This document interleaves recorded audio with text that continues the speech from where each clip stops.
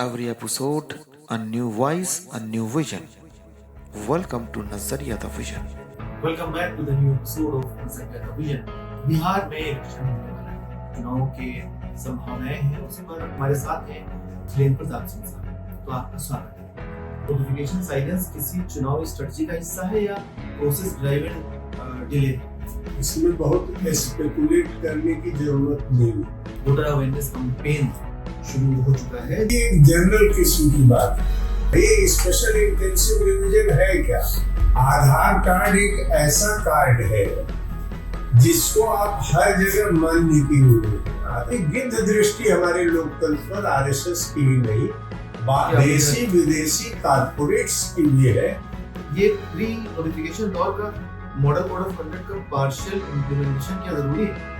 Code of conduct तय ही नहीं हुआ है ना, अभी डिक्लेयर नहीं हुआ, हो भी नहीं सकता। आइए सुनते हैं कुछ ऐसी बातें जो सिर्फ कानों से नहीं, दिल से महसूस होती है। Welcome back to the new episode of Nazariya the vision. Bihar में इलेक्शन होने वाला है, वहां पर अभी इलेक्टोरल रोल के रिगार्डिंग एक नोटिफिकेशन आई, उस पर और जो चुनाव के संभावनाएं हैं उस पर और तैयारियों पर हम चर्चा करेंगे। हमारे साथ हैं राजनीतिक मामलों के एक्सपर्ट और सीनियर पॉलिटिशियन, एआईपीएफ के कन्वीनर फाउंडर खिलेन प्रताप सिंह साहब। तो आपका स्वागत है। तो सर, नोटिफिकेशन का इंतजार एक राजनीतिक खींचतान भी हो रही होगी। बिहार में सभी राजनीतिक दल अभी से ग्राउंड पर हैं, लेकिन इलेक्शन कमीशन ने अब तक पोल डेट्स अनाउंस नहीं की है। क्या ये नोटिफिकेशन साइलेंस किसी चुनाव स्ट्रेटजी का हिस्सा है या प्रोसेस ड्राइवन डिले है? वो तो कोई इशू नहीं है। देखो, इशू अभी आपके सामने जो बड़ा इशू जी, वो डिले करेंगे या नहीं करेंगे, यह अभी इमीडिएट एजेंडा नहीं है। इलेक्शन स्ट्रेटजी का हिस्सा नहीं है। देखिए, इसमें बहुत स्पेकुलेट करने की जरूरत नहीं है जी। वह तो बेसिकली वहां दो राय है जी।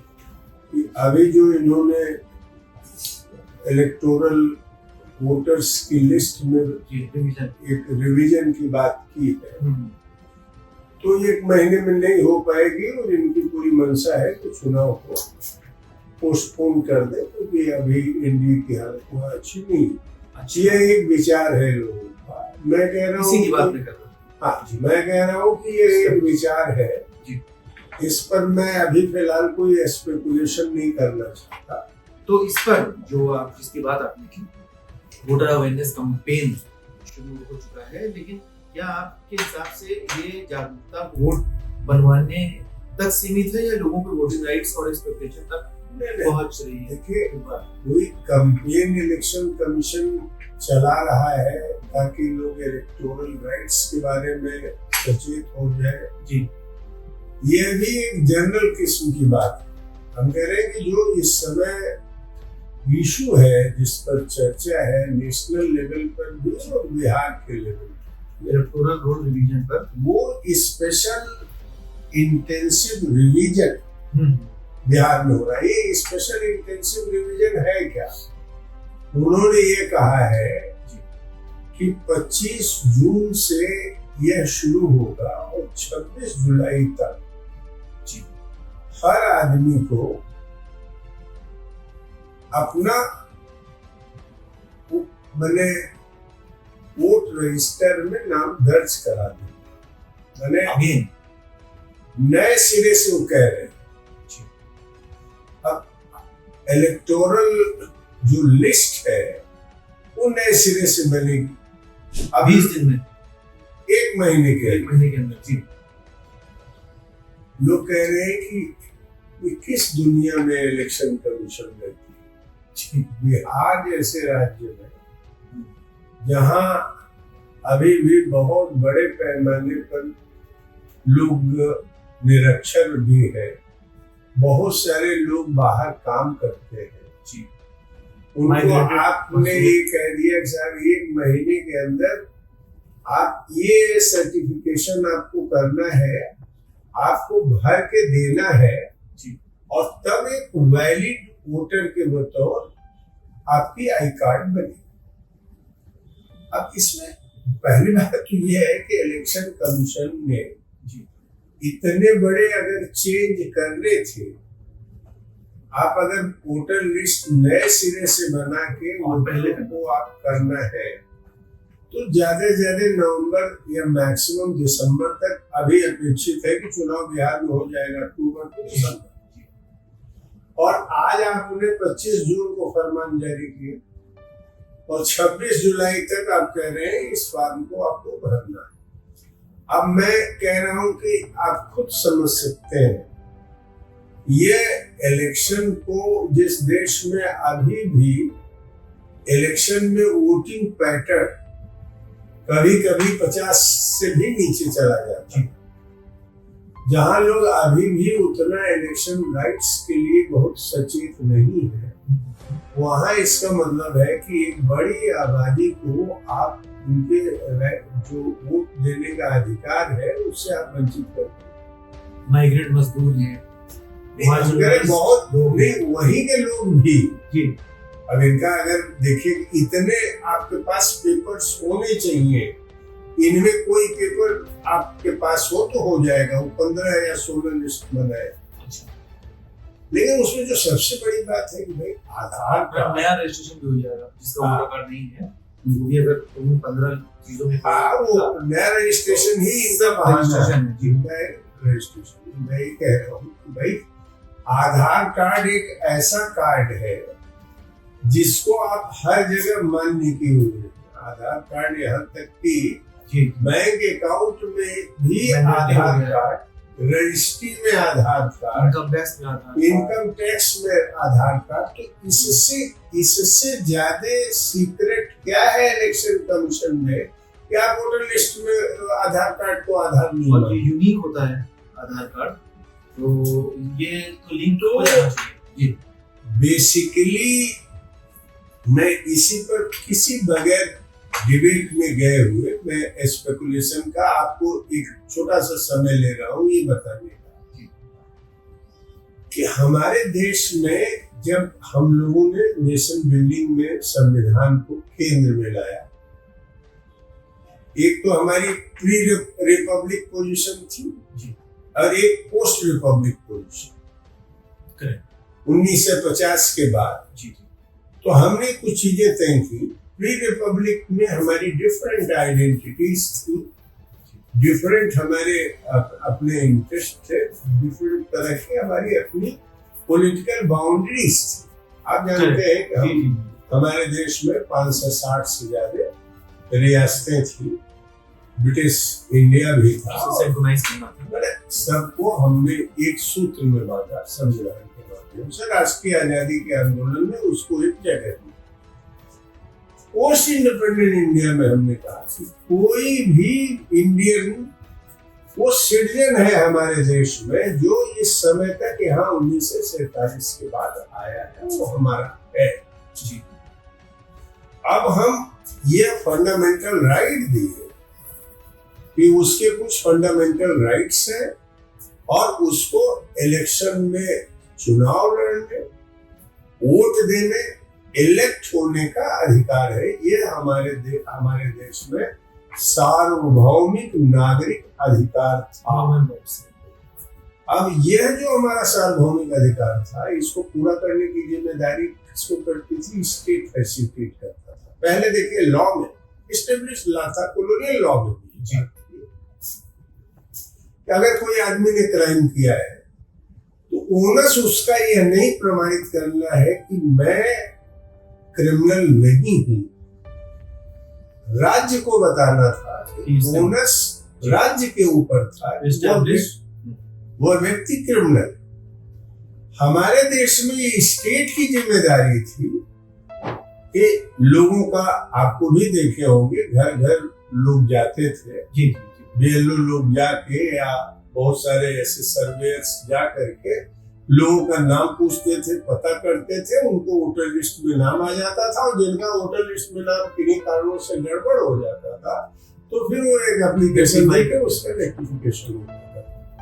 तो अब ये नियम बना दिया कि आपको फॉर्म भरने हैं, खुद से आपको आपको फॉर्म भरने हैं, आपको 1 महीने में जमा करना है और 1 महीने में जमा करके आपको तस्दीक करना है। अच्छा, बहुत हल्ला होना शुरू हुआ, तो उन लोगों ने कहा कि साहब अच्छा ठीक है, आपका डेट नहीं बढ़ाया। उन्होंने कहा कि ठीक है, आपके पास डॉक्यूमेंट नहीं भी है, बाद में देख लेंगे, आप लेकिन फॉर्म भर दीजिए। मैं कह रहा हूँ कि अगर ये केरला के लिए केवल नियम होता तो बात समझ में आती। यूपी, बिहार, झारखंड में अभी वह कॉन्शियसनेस का लेवल और उस तरह का पूरा जो अभी लोगों को मालूम ही नहीं हो पाया होगा। अभी उनको हम तो देख रहे थे कि जिस समय भारत और पाकिस्तान का युद्ध हो रहा था, उस समय मैं सोनभद्र, मिर्जापुर के कुछ ट्राइबल्स एरिया में घूम रहा था। 3 दिन तक ट्राइबल्स को मालूम ही नहीं है कि हिंदुस्तान और पाकिस्तान में युद्ध है। तो इलेक्शन प्रोसेस से ये इलेक्शन प्रोसेस में लोगों को इन्वॉल्व करना है, इसकी जवाबदेही इलेक्शन कमीशन और राज्य की जगह अब यह कह दिया है। कोई कहेगा कि हम इतना झंझट उठाएंगे ही नहीं, कहाँ से अपने दादा के जमाने का। तो ये कहाँ से, मतलब एक चुनावी वही मैं कह रहा हूँ, ये चुनावी स्ट्रेटेजी नहीं है, ये बेसिकली आरएसएस की पॉलिटिकल फिलॉसफी है कि उनका ये शुरू से मानना रहा है आरएसएस वालों का कि हमारे देश की जमीन की उत्पत्ति पार्लियामेंट्री डेमोक्रेसी नहीं। एक इनके बड़े नेता है, एक थियोटिशियन है जो इंदिरा अभी वो चला रहे हैं दिल्ली में। नहीं, इंदिरा संस्थान है, वो उसके वो अध्यक्ष है, राम बहादुर राय। वो नाम में इंदिरा उसका मैं भूल रहा हूँ। उन्होंने एक इसी तरह का सेमिनार किया था, उसमें उन्होंने जयप्रकाश को कोट किया था कि हमारे देश में उस किताब को पढ़ के किसी ने सुनाया था या उन्होंने बातचीत में बताया था, मैं नहीं जानता, तो मुझे याद नहीं है, लेकिन मैं गया था। प्रोफेसर आनंद कुमार थे, राम बहादुर जी बहुत रिस्पेक्टेड आदमी माने जाते हैं, लिबरल्स में भी उनका स्वागत होता है। उन्होंने बताया था ये जयप्रकाश कहते थे कि रेत का बालू है हमारे देश में जो पार्लियामेंट, मैंने वो ले आ रहे थे जयप्रकाश को भी खींच के कि वो पार्लियामेंट्री डेमोक्रेसी में कतई यकीन नहीं करते। तो आपने एक प्रेमाइज बना लिया, धीरे धीरे श्रेष्ठ मनुष्य और श्रेष्ठ चुनाव उन्हीं के बीच रह जाए सब जो कॉमन माने हमारे राइट्स हैं वोटर्स के, उसको कर्टेल करते हुए उनकी परिभाषा में जो श्रेष्ठ मानव है उसी को ही राजनीतिक उपभोग करने का अधिकार है। यही हमारी परंपरा रही है, राजा ही हमारा बेहतर राज्य शासन चला सकता है। मैं स्ट्रेटजी कह रहा था, उसे आप कॉन्स्पिरेसी कह रहे हैं। मैं कॉन्स्पिरेसी नहीं मैं कह रहा हूँ, मैं कह रहा हूँ ये इनका फिलोसफिकल आरएसएस आउटलुक है। अब चूंकि हिंदुस्तान में पार्लियामेंट्री डेमोक्रेसी अपने तमाम डिस्टॉर्शन के बाद है इतने दिन तक टिक गई है, जबकि एशियन कंट्रीज में खत्म हो गई, आज पड़ोस में कहीं डेमोक्रेसी नहीं है। तो ऐसी स्थिति में एक बड़ा हिस्सा बाबा अंबेडकर के नाम पर, डॉक्टर साहब के नाम पर, बाबा साहब के लिए उसे ये लगता है कि भारतीय संविधान डॉक्टर अंबेडकर ने बनाया है और डॉक्टर अंबेडकर का अपमान करने के लिए ये संविधान को बदल देना चाहते हैं। और पिछले इलेक्शन में आप पार्लियामेंट में देखे होंगे, उत्तर प्रदेश में इतनी सीटें जो बीजेपी की गिरी, उसका एक बहुत बड़ा कारण था कि एससी समाज ने वोट नहीं दिया। तो मैं ये कह रहा हूं कि यह जो पूरा का पूरा इनका व्यवहार है बिहार में, यह एक्चुअली एक नेशनल पर्सपेक्टिव से है और यह इलेक्शन कमीशन उसका टूल बना हुआ है। यह हमारे देश की डेमोक्रेसी के लिए बहुत अच्छा है। लेकिन मैं यही विपक्ष की भी गहरी आलोचना करना चाहता हूं। विपक्ष के पास कोई पॉलिटिकल विजन, कोहेसिव आरएसएस से निपटने की अभी तक हमें नहीं दिखी। तो आप राय दीजिए। अब मैं वही बता रहा हूँ, कोई पॉलिटिकल कोहेसिव विजन इनके पास नहीं। मैं तो राय देता ही हूँ, नेशनल लेवल पर मैं मूवमेंट खड़ा कर रहा हूँ, और मैंने इसीलिए कुछ एक अभी भारतवर्ष में रोजगार सामाजिक अधिकार संवाद शुरू किया है, और अभी मैं झारखंड से आ रहा हूँ, फिर उड़ीसा जा रहा हूँ। मैं ये बताना चाहता हूँ कि क्या बेसिकली हमारी पॉलिटी को खतरा है, और उस पॉलिटी को खत्म करने के लिए आरएसएस को जो बड़ी मदद मिल रही है जी, वह बड़ी मदद ग्लोबल कैपिटल से मिल रही है, कारपोरेट से मिल रही है। और जब तक आप अपनी पॉलिसी में ग्लोबल कैपिटल के खिलाफ लड़ने की कोई पॉलिसी नहीं बना पाइएगा, आरएसएस की प्लानिंग को रोक पाने में, भारतवर्ष में ऑटोक्रेसी ले आने की, फैसिज्म कह लीजिए ले आने की जो प्लानिंग है, उसको रोक नहीं पाएंगे। तो मैं तो कह रहा हूं कि विपक्ष की हालत देखिए। अभी जब यह प्रस्ताव आया कि अब जो election commissioner, chief election commissioner का अपॉइंटमेंट की जो कमिटी थी, टीम थी, उसमें 3 लोग हुआ करते थे, प्रधानमंत्री, leader of opposition and supreme court का चीफ जस्टिस। भाई, सुप्रीम कोर्ट के चीफ जस्टिस को इलेक्शन कमीशन के इलेक्शन प्रोसेस से अलग जब किया गया, तो वह अलार्मिंग था कि अब इलेक्शन कमीशन की पूरी ऑटोनॉमी खत्म हो गई। ये सब लोग जानते हैं कि किस तरह से बीजेपी मैनिपुलेट कर रही है इंडियन गवर्नमेंट। हमारे सभी इंस्टीट्यूशंस उनके अपने इस पॉलिटिक्स में जो टूल्स बने हुए हैं, तो उस समय अगर एक नेशनल मूवमेंट बिल्डअप हो सकता था, वह काम नहीं किए। अब वो काउंटर करने के लिए भाई हम तो सबको वोट कर रहे हैं, लेकिन जो बाहरी आ गए, अब इसमें बहुत बड़ा हिंदू मास है, उसको लगता है हाँ भाई बांग्लादेश से घुस गए हैं, पाकिस्तान से घुस गए हैं, बिहार में तो नेपाली आके घुस गए, निकाल बाहर। तो वही सामंती मन मिजाज जो है वह समाज में प्रभावित हो जा रहा है। आप उस समय अगर नेशन को ये बताते कि देखो एक ही तुम्हारे पास अधिकार था, एक व्यक्ति एक वोट देने का जो अधिकार था, ये बहुत लंबे संघर्ष के बाद हुआ। ये अभी खत्म करने के लिए चुनाव आयोग के चुनावी प्रक्रिया में उसके अध्यक्ष को चुनने की प्रक्रिया से चीफ जस्टिस ऑफ इंडिया को अलग किया जा रहा है। इसके खिलाफ विरोध करो। यह छोटा भी काम विपक्ष नहीं कर पाया। अब विपक्ष खाली यह कह रहा है कि 20% ये हो जाएगा, 10% ये हो जाएगा। अगर आपको ये लग रहा है तो एक मैं कह रहा हूं कि तो भाई ये फार्स अगर इलेक्शन हो रहा है तो आप कम से कम कहो कि अगर ये सब नहीं हटाया गया तो हम इलेक्टोरल प्रोसेस में जाके करेंगे क्या बिहार में?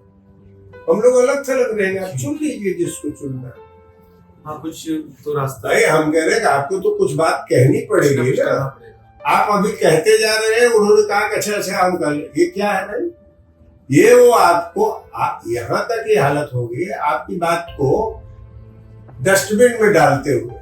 अभी मैं देख रहा था 11 दलों के जो प्रतिनिधि मिले, वो अभी तय कर दिया कि हम किससे मिलेंगे, कितने लोग मिलेंगे, नहीं मिलेंगे। अरे भाई, ये अपोजिशन का एक ब्लॉक नहीं है, मतलब नहीं, अपोजिशन का एक ब्लॉक मिल रहा है। ये इलेक्शन कमीशन का चेयरपर्सन ही कैसे कह देता है कि हमारी टीम नहीं मिलेगी या हम नहीं मिलेंगे।